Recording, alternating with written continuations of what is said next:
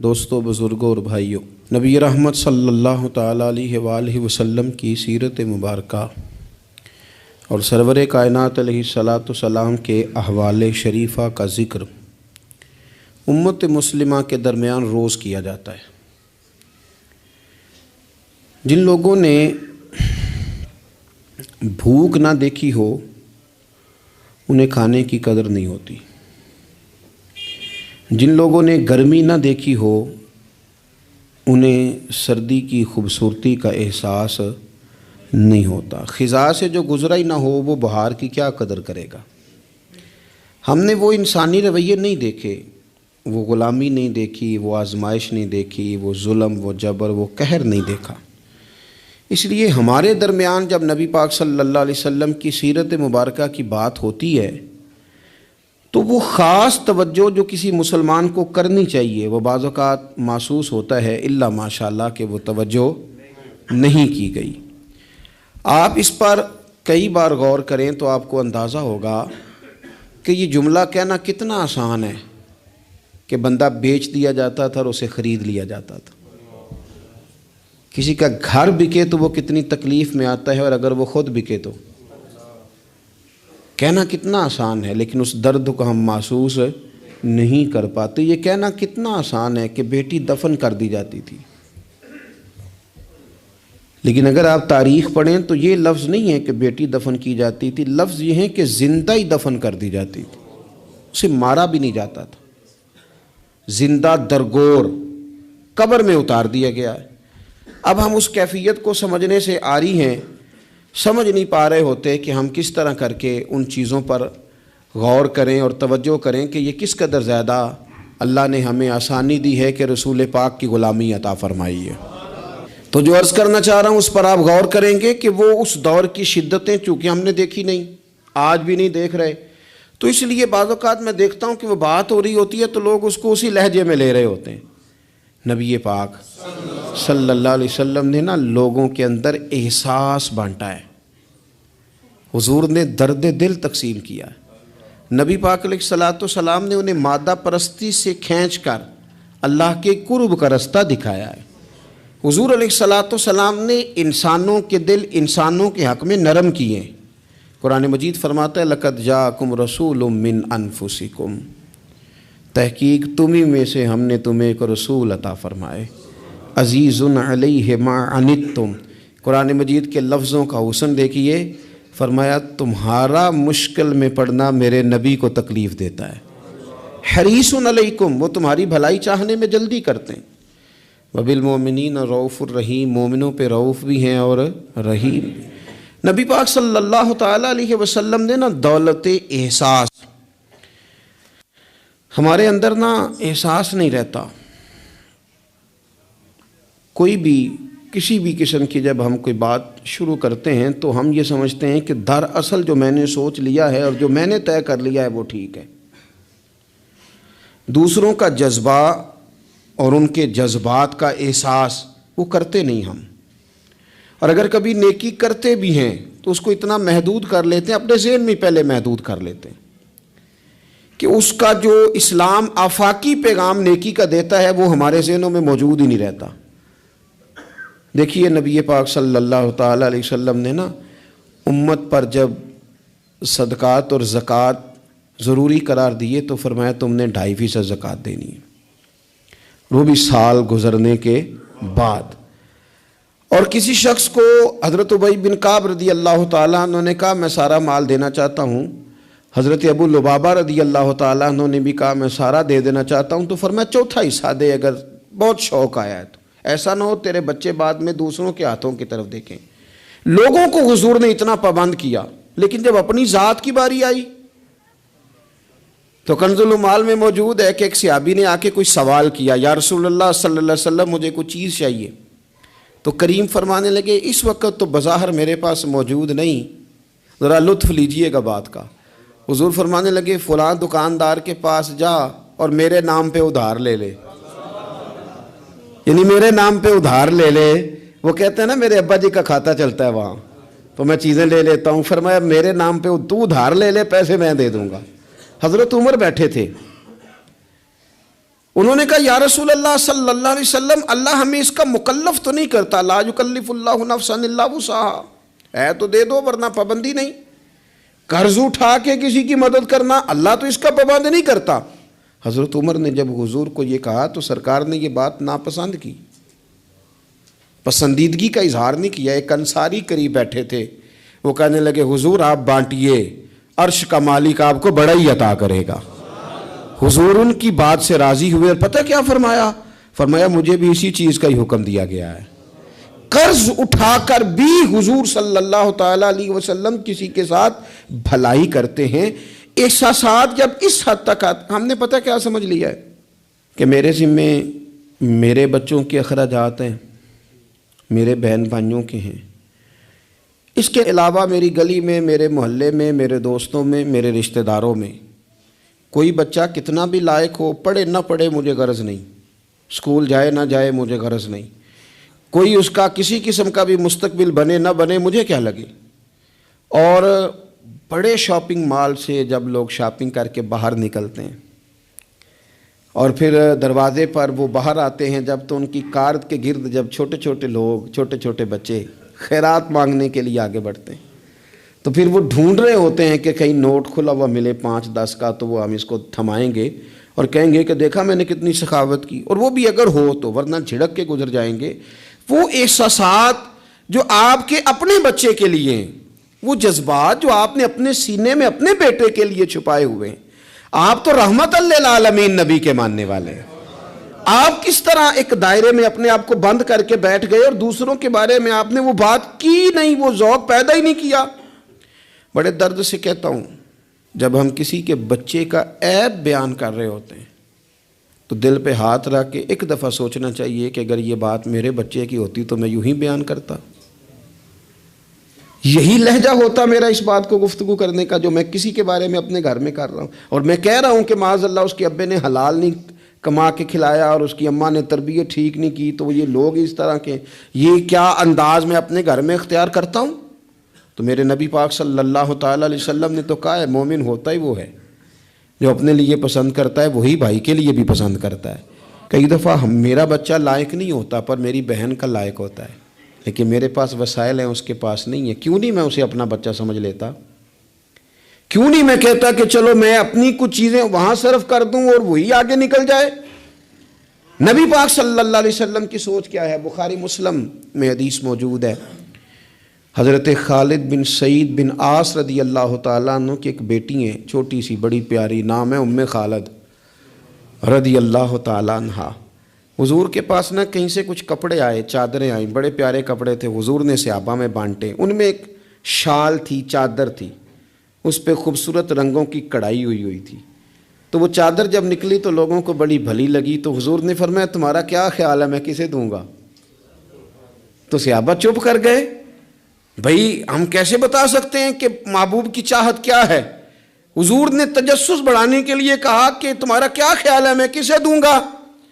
لوگ خاموش ہو گئے، تو فرمایا جاؤ کوئی ام خالد کو بلا کے لاؤ۔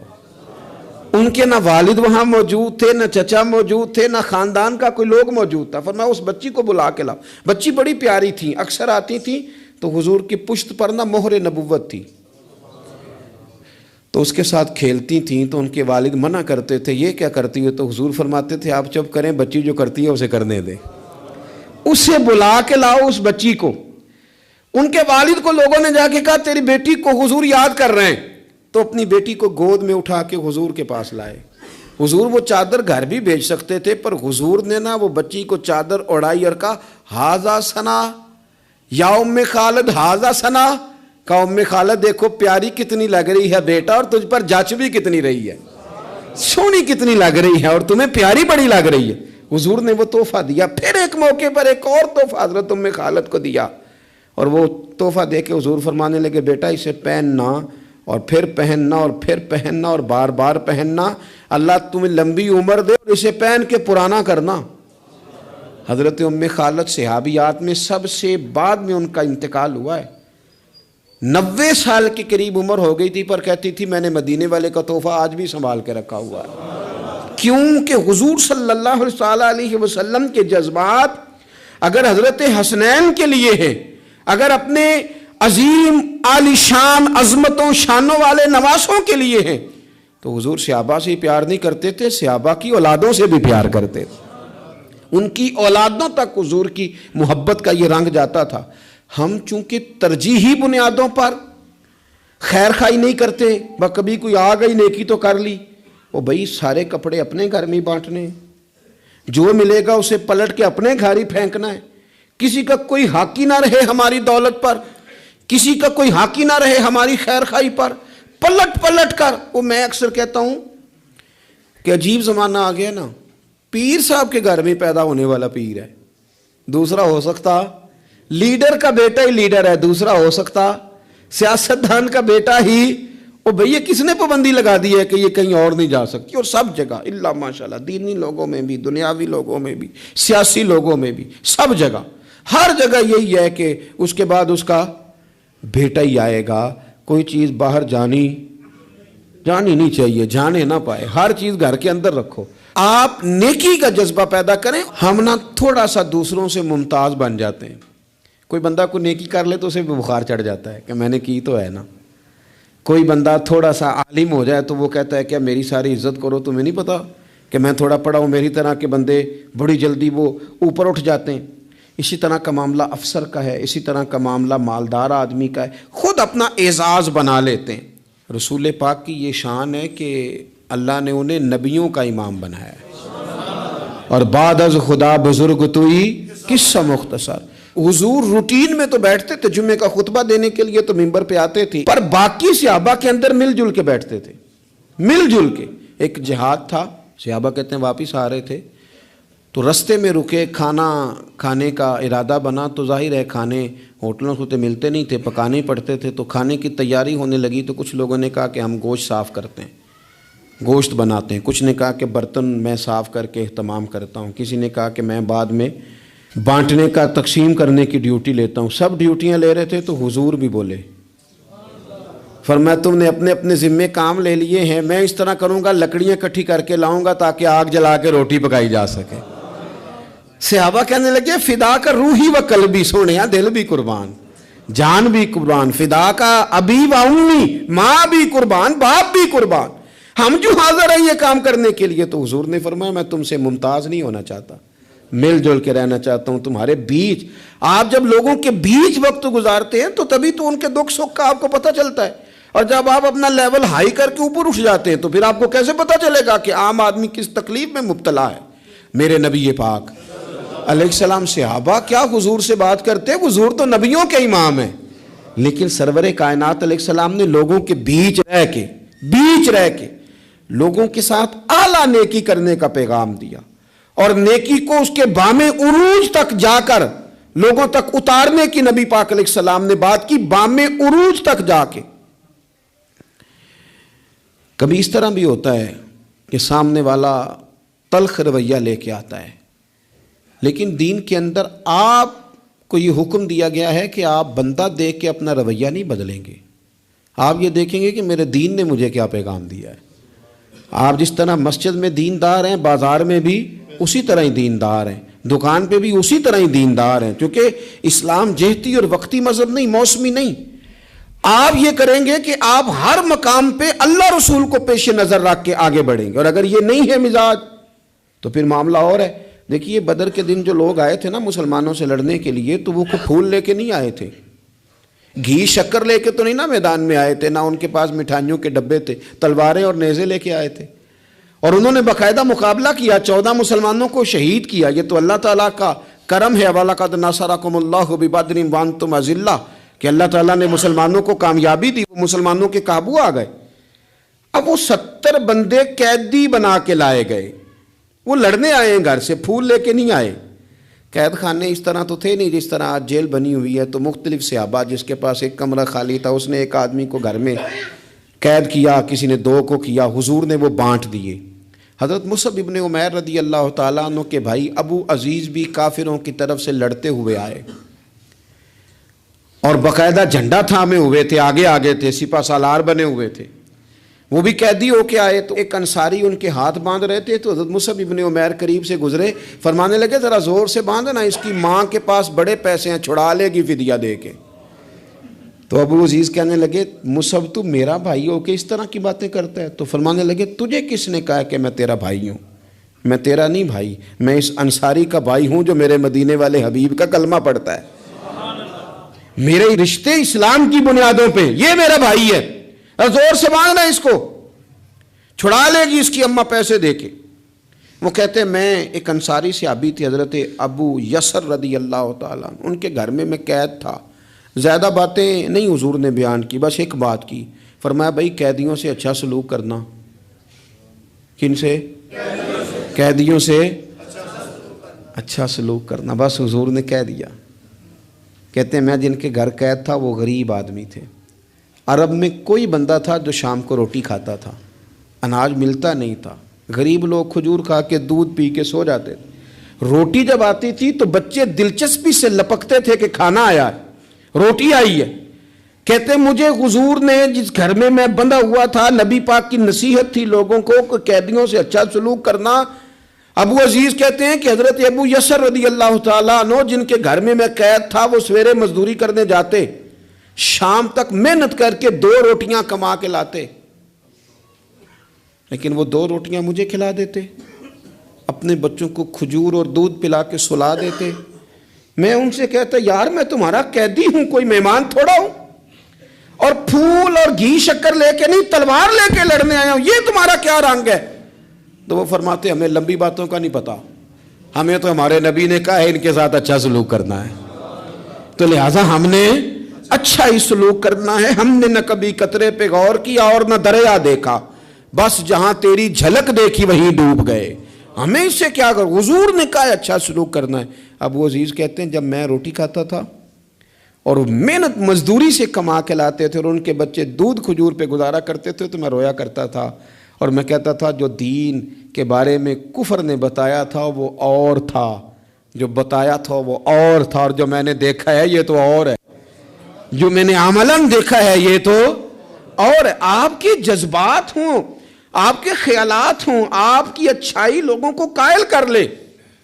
دیکھو میرے عزیز، آ جاتے ہیں لوگ، ان کے ذہن بنا دیے جاتے ہیں، لوگوں کو کہا جاتا ہے مولوی خطرناک ہوتے ہیں، یہ بڑا ڈرونا سبجیکٹ ہے، اس کے قریب نہ جانا۔ کہا جاتا ہے کہ جناب ہو دیندار طبقہ، کیا کریں اس نوجوان کو پتہ ہی نہیں بیچارے کو، اس کو جس طرح کسی نے گائیڈ کیا اس طرح وہ گائیڈ ہو گیا۔ اب اگر آپ کے جذبات بھی اس کے لیے جارحانہ ہوں گے تو اسے پناہ کہاں ملے گی؟ آپ کو اس کو بتانا ہے کہ بات کچھ اور ہے، رنگ کچھ اور ہے، تجھے جو پڑھایا گیا ہے وہ بات اور ہے اور یہاں وہ رنگ اور ہے۔ حضرت فضالہ بن عمیر کہتے ہیں کہ میں بھی فتح مکہ کے موقع پہ نا اپنی تلوار کو، اپنے خنجر کو تیار کر کے اور بغل میں دبا کے اور چادر اوڑھ کے گیا تھا کعبے کا طواف کرنے کہ حضور میرے قریب سے گزریں گے تو معاذ اللہ شہید کر دوں گا، لیکن اللہ نے تو غیب کے خزانوں کی کنجیاں دی ہیں نا اپنے نبی پاک کو، میں شہید کر دوں گا۔ کہتے میرے ہاتھ میں خنجر تھا، بغل میں تلوار تھی، خیال تھا طواف کرتے کرتے سارے لوگ مسجد آتے ہیں، پر یہ ضروری تو نہیں سارے اچھی نیت سے ہی آئیں، کچھ اور نیتیں لے کے بھی آتے ہیں، اپنے اپنے ارادوں سے بھی آتے ہیں۔ خنجر لے کے آیا خانہ کعبہ کا طواف کرنے، اور جب نبی کریم صلی اللہ تعالی علیہ وسلم نے مجھے دیکھا، حضور جان چکے ہیں کہ میں قتل کرنے کے ارادے سے آیا ہوں، تو مجھے دیکھ کے فرمانے لگے تو فضالہ ہے؟ میں نے کہا یا رسول اللہ فضالہ ہوں، تو فرمایا بول نہ جو دل میں چھپا کے آیا ہے۔ خیال آیا مسلمان نیک و بد پہچان جاتے ہیں، محمد آدمی کے دل کی باتیں جان جاتے ہیں صلی اللہ تعالی علیہ وسلم۔ کر نہ جدھر تو آیا ہے، تو فضالہ کہنے لگے حضور کچھ بھی نہیں، میں تو اللہ کا ذکر کر رہا ہوں۔ تو حضور فرمانے لگے چل پھر استغفار ہی کر لے۔ گویا حضور نے یہ نہیں کہا تو جھوٹ بول رہا ہے، بات اس طرح کی کہ تو استغفار پڑھ لے، پھر اپنی پچھلی بات سے توبہ کر لے۔ فضالہ کہتے ہیں یہ کہتے کہتے حضور نے دست کرم اٹھایا اور اپنا مقدس ہاتھ میرے سینے پہ پھیرا، سارا کفر، سارا نفاق، سارا شرک نکل گیا، مجھے کائنات میں سب سے پیارا چہرہ ہی مدینے والے رسول کا نظر آنے لگا۔ قدموں پہ آ گیا، میں غلام بن گیا نبی پاک کا۔ وہاں سے واپس آ رہا تھا تو ایک عورت تھی جس سے میرے شناسائی تھی، تعلقات تھے، میں کبھی اس سے ملتا تھا، میں گزر رہا تھا تو اس نے مجھے بلایا، میں نے توجہ ہی کوئی نہیں کی۔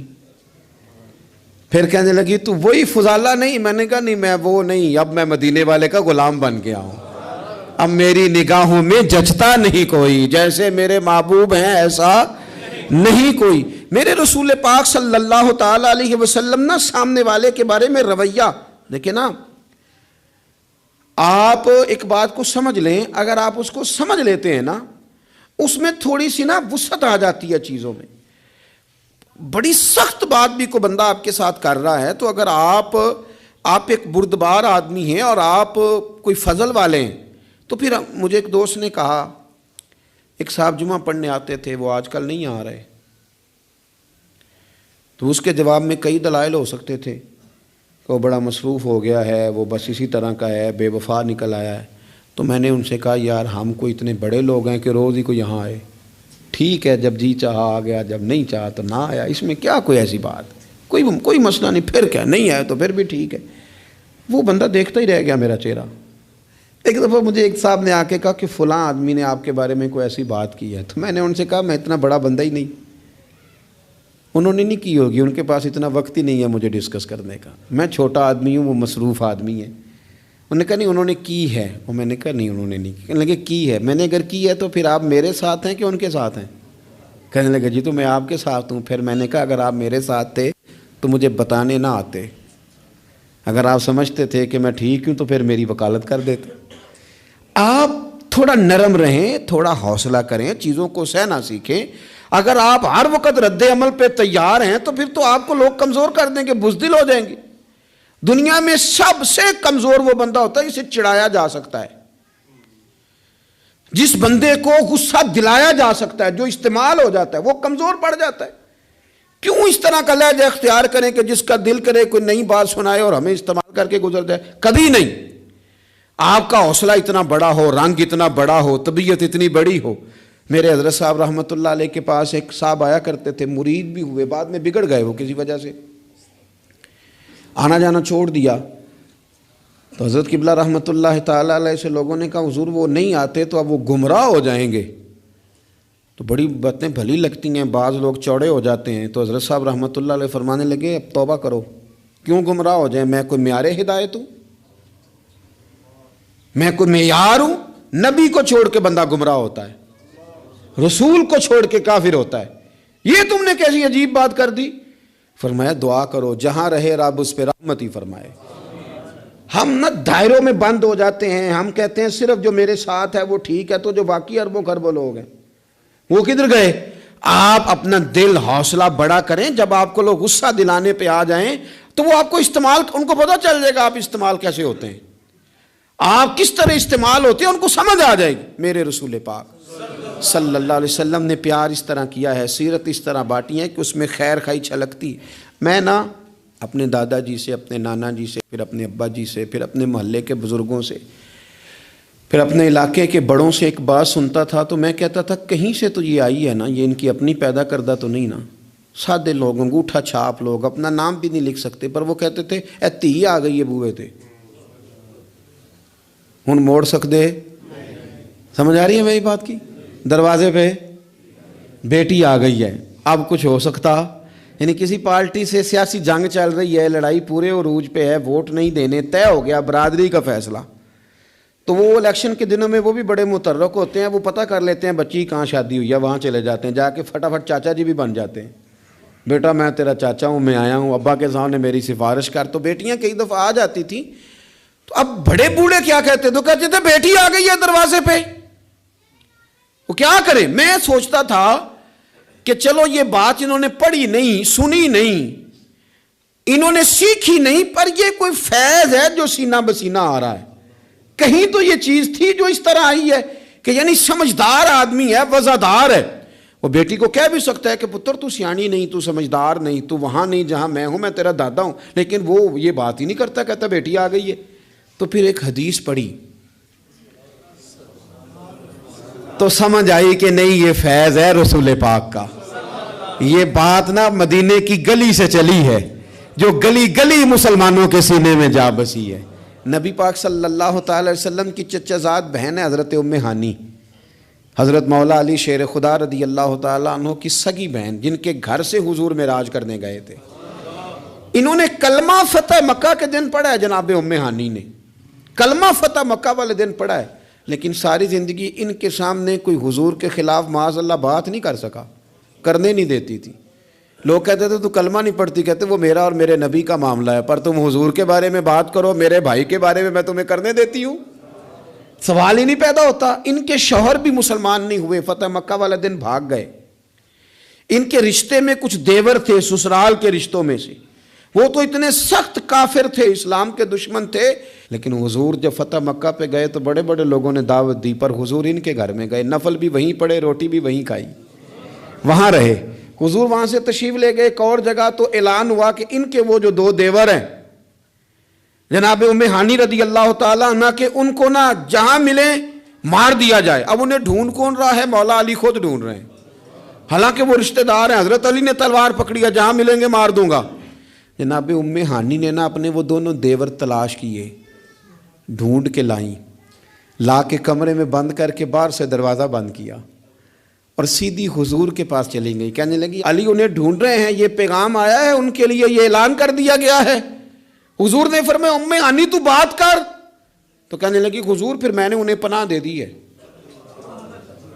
تیا آ گئی نا بوے تے، بیٹی آ گئی، میں نے پناہ دے دی ہے، کوئی دوسرا جملہ نہیں، کوئی دوسری بات نہیں۔ یہ امام الانبیاء بول رہے ہیں، یہ سرور کائنات بول رہے ہیں۔ حضور فرمانے لگے ام ہانی، جسے ام ہانی نے پناہ دے دی اسے محمد عربی نے بھی پناہ دے دی، بلا لو علی کو واپس، ہم نے نہیں مارنا۔ جسے تو نے پناہ دے دی اسے ہم نے بھی پناہ دے دی۔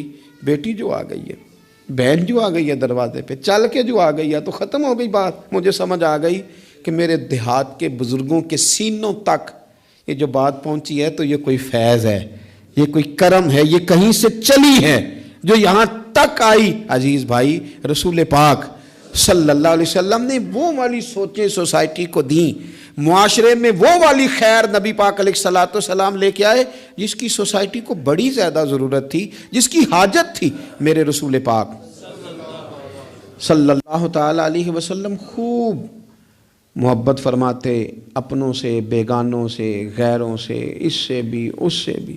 لوگوں کی رسائی حضور تک آسان تھی، اپنا دکھ جا کے حضور کو سنا لیتے تھے۔ میں آپ سے عرض کروں، پہلے تو دکھ سنتا کوئی نہیں، اور اگر کوئی سننے لگے تو سنانے والا سناتا نہیں۔ کیوں؟ اعتماد کیسے کریں؟ یہ کیسے کہیں کہ ہمارا راز راز ہی رہے گا؟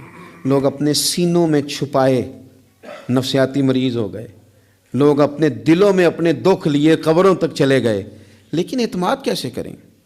وہ بندہ کہاں سے ملے جو دکھ سنے گا پھر اس کا پردہ بھی رکھے گا، جو بات سنے گا پھر اس پر طے بھی کرے گا؟ کوئی اشک شوئی والا، کوئی ایسا بندہ جس کے پاس بندہ جائے اور کندھا اس کا خالی ملے اور بندے کو پتا ہو کہ میں جتنا مرضی روؤں گا یہ کندھا بھی نہیں ہٹائے گا۔ لوگوں کو یہ میسر ہی نہ آیا، لیکن میرے رسول کائنات سرور دو عالم نور مجسم صلی اللہ تعالی علیہ وسلم کی خدمت میں کوئی بھی آیا، وہ یار حضور بھی تو بڑا ہی مصروف ہے نا، پگلی عورت ہے، دیوانی ہے، اس نے آ کے کہا حضور میں نے کوئی بات کرنی تھی، تو فرمایا تو جس گلی میں کہے گی میں وہیں تیری بات سننے کو تیار ہوں، تو جہاں کہے گی۔ یعنی یہ نہیں فرمایا کہ تو کل شام عصر میں آ جانا، ہوتی ہے مصروفیات، ترتیب دے لیا جاتا ہے، وقت بعض اوقات ہوتے ہیں مسائل، لیکن حضور نے جو سیرت چھوڑی وہ یہ ہے کہ تو جہاں کہے گی۔ اور صحابہ کہتے ہیں پھر ہم نے دیکھا بھی اس نے ایک گلی میں حضور کو کھڑا کیا ہوا ہے، اور وہ نبی پاک صلی اللہ علیہ وسلم کو نہ اپنے دکھ سنا رہی ہے۔ شاید یہی وجہ تھی حضور کائنات کے دکھ سنتے تھے اور کائنات میرے نبی کی رسالت کا اعلان کرتی تھی۔ حضور اگر ان کی سنتے تھے تو یہ ساری زمین و آسمان کی مخلوق حضور کے ترانے پڑھتی تھی، نبی پاک کی نعتیں پڑھتی تھی، حضور کا تذکرہ کرتی تھی، یہاں تک کہ جن کو لوگ بھیڑیے کہتے ہیں وہ بھی حضور کے گن گاتے تھے۔ ایک شخص کہتا ہے میں بکریاں چلا رہا تھا تو بھیڑیا ایک بکری اٹھا کے لے گیا، میرے پاس نیزہ تھا، تلوار تھی، ڈنڈا تھا، میں نے اس کو اس طرح کر کے گھیرا کہ بکری چھڑا لی۔ بھیڑیا جا کے بیٹھ گیا پہاڑ کے اوپر، اس کو رب نے زبان دی، وہ بولنے لگا، کہنے لگا مجھے اللہ نے رزق دیا تھا تو نے چھین لیا ہے۔ کہتے میں پہلے ڈرا، پھر میں نے اسے کہا بھیڑیا کیسے بولتا، یہ تو بڑی عجیب بات ہے۔ وہ کہنے لگا ایک بات اس سے بھی عجیب ہے، میں نے کہا وہ کیا؟ کہنے لگے مدینے میں حضور آ گئے ہیں اور تو نے ابھی تک جا کے کلمہ ہی نہیں پڑھا۔ وہاں حضور آ گئے اور تو نے، یہ اس سے بھی عجیب بات نہیں، بھیڑیا بول رہا ہے۔ کائنات کے جب حضور نے، یہ جو پوری دنیا میں لوگوں نے یا رسول اللہ یا رسول اللہ یا رسول اللہ کی صدا بلند کی، اور یہ ذرہ ذرہ بھی عید میلاد پہ حضور کے ترانے پڑھتا نظر آیا، تو یاد رکھو حضور نے اپنی مدثر کی چادر پھیلائی ہی اتنی ہے کہ دھرتی ساری کے دکھ حضور نے سمیٹ لیے۔ اللہ کے رسول صلی اللہ علیہ وسلم نے اپنی چادر نور میں لے لیا سب کو۔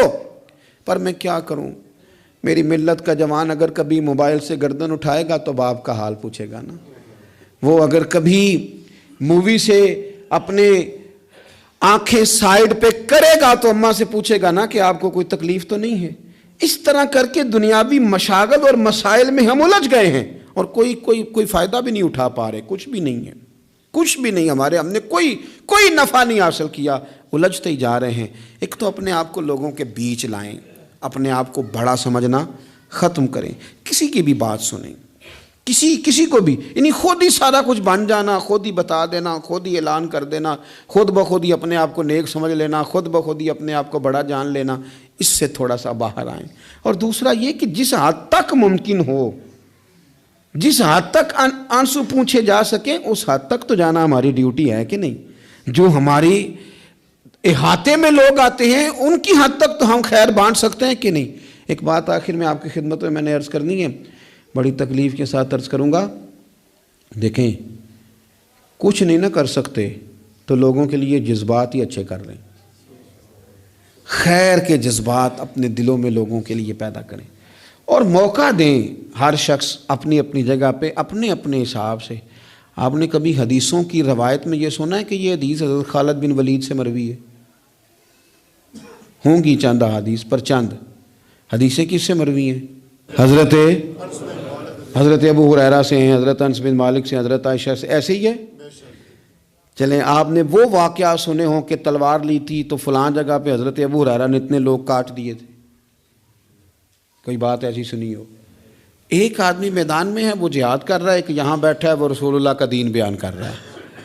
ہر بندے کا شعبہ ہے، نہ حضرت خالد بن ولید نے یہ کہا کہ ابو ہریرہ آپ میدان میں کیوں نہیں آ رہے، اور جناب ابو ہریرہ نے نہ یہ کہا کہ آپ حدیثیں کیوں نہیں روایت کر رہے۔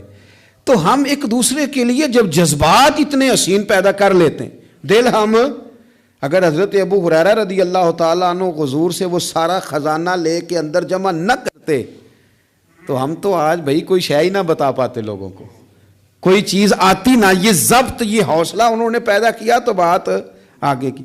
کسی بھی شعبے میں آپ تعلق رکھتے ہیں، کسی بھی شعبے میں ایک دوسرے کی، میں کہا کرتا ہوں یہ سپیکر والا ساتھی نہ آئے تو ہم بڑے پریشان ہو جائیں، کیونکہ اس نے چلایا ہے تو میری بات آپ تک پہنچ گئی۔ ہر بندے کی ضرورت کو محسوس کریں۔ میں بہت سارے کام نہیں کر پاتا اپنے ہاتھ سے، یعنی مجھے روز کہیں دور دراز جلسوں پہ جانا ہوتا ہے، پر جلسے پہ جا کے میری ہی اہمیت ہے، میرا ہی نعرہ ہے، میرے گلے میں ہی پھول ہیں، پر ڈرائیور جو بیچارہ، میں تو سو گیا گاڑی میں، وہ تو جاگتا رہا، میں کئی دفعہ سارے رستے سویا رہا، وہ جاگتا رہا، اس کے بغیر کام چلتا ہے؟ تو بھئی ہر بندے کی اپنی جگہ پہ ایک اہمیت ہے، آپ اس اہمیت کو سمجھیں اور پیار بانٹیں۔ اللہ کے حضور دعا ہے مالک میں حضور کی سیرت سے فیض یاب فرمائے۔ آخر دعویٰ یان الحمدللہ رب العالمین۔